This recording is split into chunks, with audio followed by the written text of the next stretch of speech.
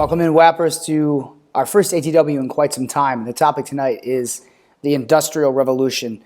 We are jumping into our next topic, and much like the Enlightenment shook up the world, the Industrial Revolution is going to have profound effects on the world. So let's find out a bit about the background heading into the Industrial Revolution. First of all, it's important to realize that there are two industrial revolutions. The first industrial revolution took place around the world in the mid-1700s to the mid-1800s. The second industrial revolution would take place at the end of the 1800s and into the early 1900s. We're going to be drawing close attention today on the first industrial revolution, but realize that in world history, there was more than just one industrial revolution. What do we associate with the Industrial Revolution? Well, we got to be thinking about technology, factories, cities, the growth of cities, labor unions, something we'll talk about briefly this unit, workers, so the rise of the working class, textiles, coal, railroads, steel, environmental degradation, etc. Oh, and one more term we'll hit hard today, raw materials. These are all profoundly important terms to associate with the Industrial Revolution. And also something to be aware of, there's good opportunities for PSF here because the Industrial Revolution is going to have tremendous impact on the way people live their lives, much in the ways that the Neolithic Revolution, the Age of Exploration, the Scientific Revolution, topics we've covered so far this year, also alter people's lives. Now, what were some of the direct causes? The first Industrial Revolution's direct cause, you have to look at farming. And it's a sort of an odd transition, but stay with me on this one.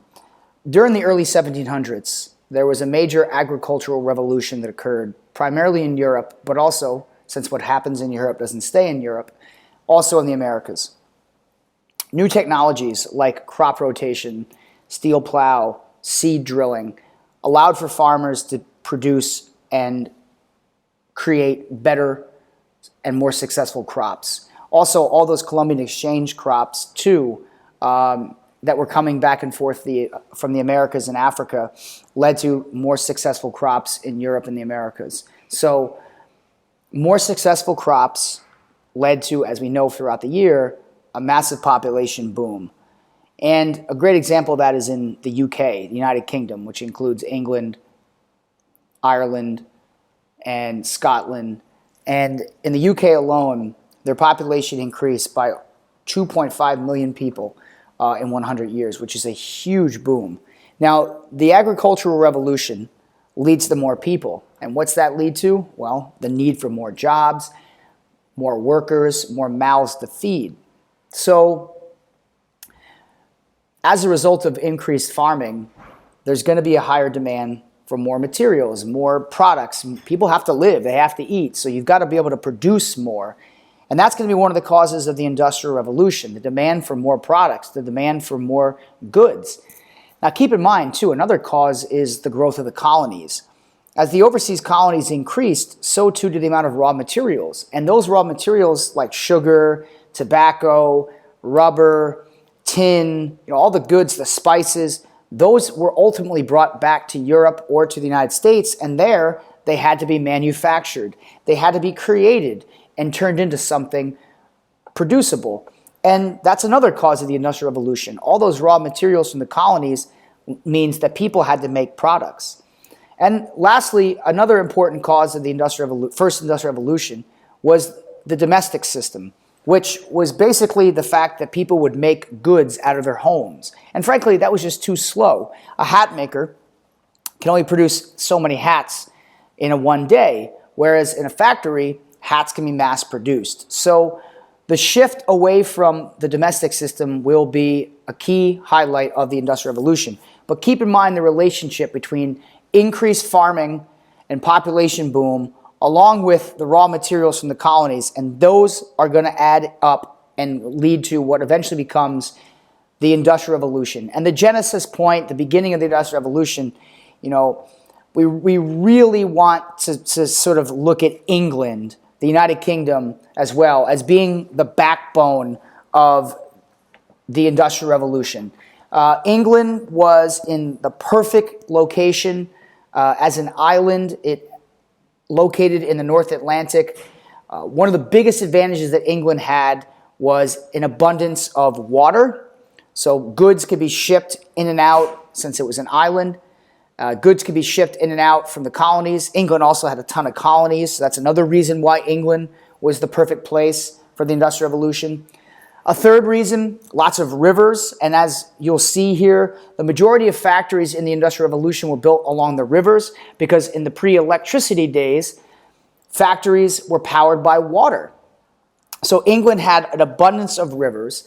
And another reason, a fourth reason, is that England also had plenty of coal. Coal was arguably one of the most coveted resources in the first Industrial Revolution. Coal would be used to burn, to power machines, to power eventually electricity. And England just happened to have natural coal reserves. So good for England in that sense.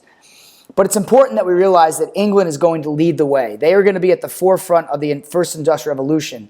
And because of what happens in England, or Europe, I should say, doesn't stay in Europe, a lot of the factory system techniques, a lot of the blueprints for how factories were built are going to pour over into the United States, and they're going to spread throughout Europe. And the man who's considered to be like the godfather, the inventor of the factory system, building factories right along rivers and streams, was a man named Richard Arkwright. Know that name for team trivia, but know that name also as an important figure within the early Industrial Revolution. And so Richard Arkwright was one of the first English people to develop these big factory systems. And before you know it, factory systems are going to start replacing the domestic system because it just was a lot faster to produce goods in mass in a factory than it was to do it by hand. Another important name that also promoted the growth of the first Industrial Revolution was a man named Eli Whitney. You probably recall him from 7 US because Eli Whitney was the creator and inventor of the cotton gin.